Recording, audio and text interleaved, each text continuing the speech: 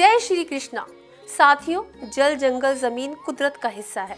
ये हमें जीवन देते हैं, हमें इनकी रक्षा करनी चाहिए, ना कि इन्हें उजाड़ना चाहिए।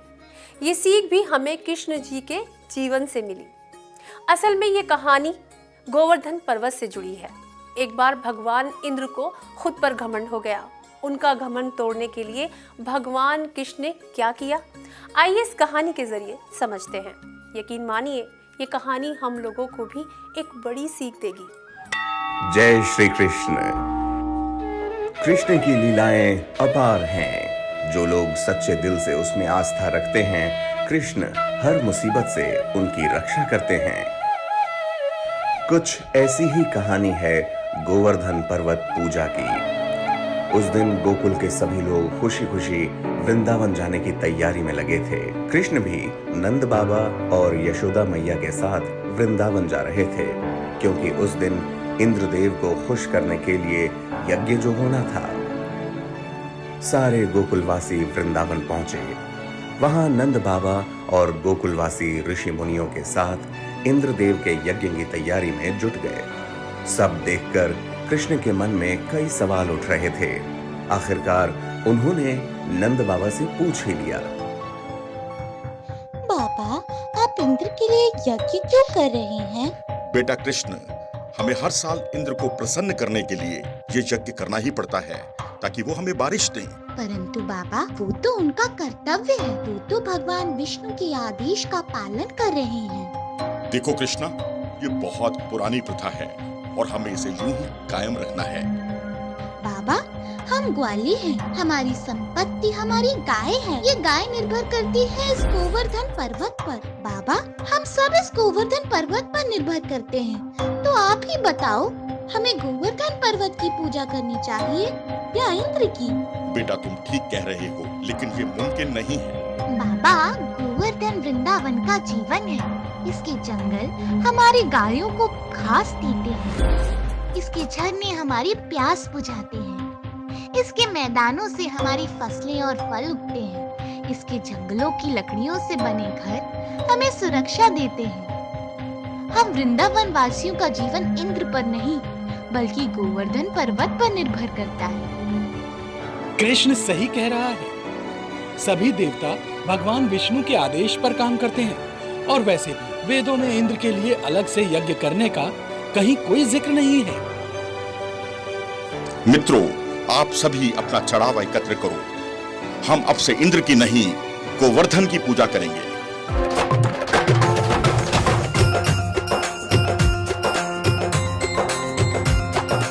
गोकुल के लोगों को गोवर्धन पर्वत की महानता समझ आ गई। सबने कृष्ण की बात पर सहमति जताई और फिर सभी गोकुलवासियों ने मिलकर गोवर्धन पर्वत की पूजा की। मैं गोवर्धन हूँ। मैं तुम्हारी पूजा से अति प्रसन्न हूँ। अगर आप सब अपने पशुओं के साथ मेरी परिक्रमा करोगे तो मैं अति प्रसन्न होऊंगा।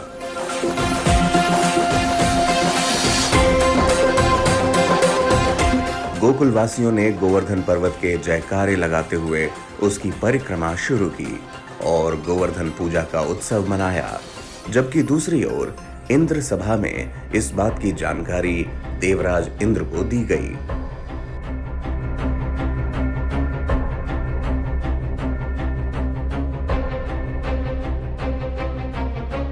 आओ संवर्तक, इतनी तेजी और इतनी परेशानी में क्यों हो? क्षमा चाहता हूँ देवराज इंद्र, ये समाचार आपको क्रोधित कर सकता है। देवराज, वृंदावन वासियों ने आपकी बजाय गोवर्धन पर्वत की पूजा शुरू कर दी है। क्या कहा तुमने? गोवर्धन पर्वत की पूजा? उन्होंने मेरी पूजा न करके मिट्टी के ढेर की पूजा की। देवराज, नंद के पुत्र कृष्ण ने अपनी चमत्कारी शक्तियों से वृंदावन के लोगों को बहका लिया है। सुनो संवर्तक, जाओ और वृंदावन को डुबो दो। गोवर्धन के त्योहार को बर्बाद कर दो।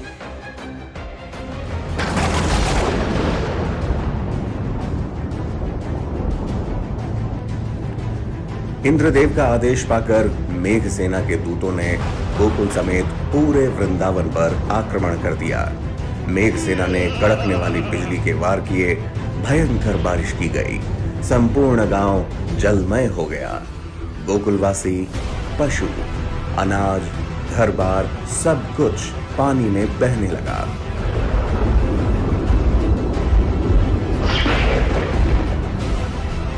मुसीबत में फंसे गोकुल वालों ने नंद बाबा से गुहार लगाई।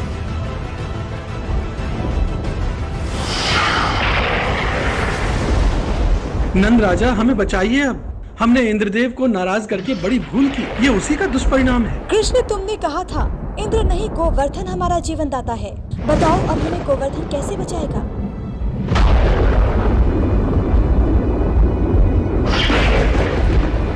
कृष्ण ने बड़े ही संयम के साथ सभी गोकुलवासियों की बात को सुना और फिर दमदार तरीके से अपने कदम गोवर्धन पर्वत की ओर बढ़ा दिए।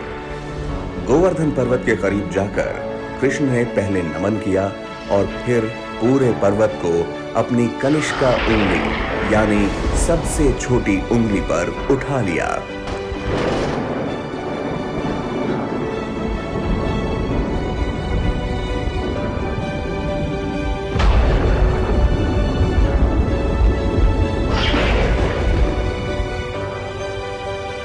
सारे गोकुलवासी पशुओं समेत गोवर्धन के नीचे आ गए। मेघसेना की भयंकर प्रलय से कृष्ण ने गोकुलवासियों की रक्षा की। मेघसेना के दूतों ने जब ये देखा तो वो निराश होकर फिर से इंद्र सभा में पहुंचे।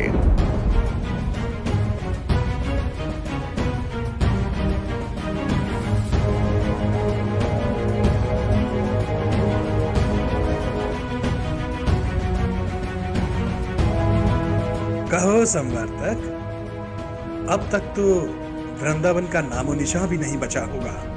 देवराज, पिछले 6 दिन और 6 रात से लगातार तूफान और घनघोर बारिश हो रही है, लेकिन कृष्ण के आगे ये तूफान भी नहीं टिक पाया। क्या मेरे तूफानी योद्धा एक बच्चे से परास्त हो गए?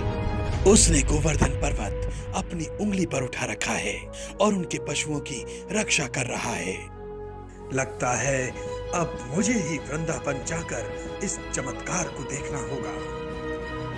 देवराज इंद्र ने कनिष्क उंगली पर गोवर्धन को उठाए कृष्ण को अपनी शक्तियों से समझा तो उन्हें एहसास हो गया कि कृष्ण कोई साधारण मानव नहीं बल्कि भगवान विष्णु का ही रूप हैं। वो अपनी गलती की माफी मांगने कृष्ण के पास पहुंचे। देवराज इंद्र, आइए। मैंने आपका प्रतिकार किया, लेकिन आप फिर भी मेरे पास आए हैं। हे कृष्ण, प्रतिकार तो मैंने आपका किया है। आप ही से मुझे शक्तियां मिली और मैंने अहंकारवश उनका गलत इस्तेमाल किया। मुझे क्षमा कर दीजिए। देवराज इंद्र, आपको अपनी शक्ति का बड़ा अभिमान हो गया था। ऐसा मैंने इसलिए किया ताकि मैं आपका अभिमान तोड़ सकूं। जाइए, मैं आपको क्षमा करता हूँ।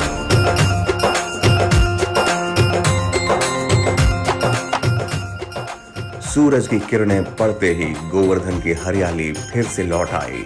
पूरा वृंदावन कृष्ण की जयकार से गूंज उठा। जय श्री कृष्ण। दोस्तों, गोवर्धन पूजा की ये कहानी हमें सीख देती है कि हमें कुदरत की दी हुई चीज़ों को हमेशा सुरक्षित रखना चाहिए और हाँ, कभी भी खुद पर घमंड नहीं करना चाहिए। आप सभी लोग जन्माष्टमी को पूरी धूमधाम से मनाइए। आपको कृष्ण जन्माष्टमी की ढेरों शुभकामनाएं। जय श्री कृष्ण। जय श्री कृष्ण।